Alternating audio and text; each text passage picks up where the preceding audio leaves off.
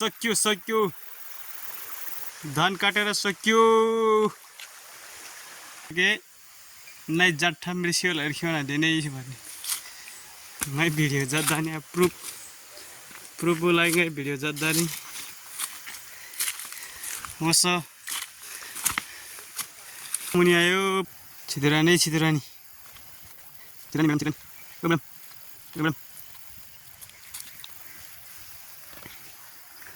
छिन्ने खोला त छुमछुम्दै जानुहुन्थ्यो यार बुढाबुढी फोटो पनि खिचियो अब धान पनि काटियो अब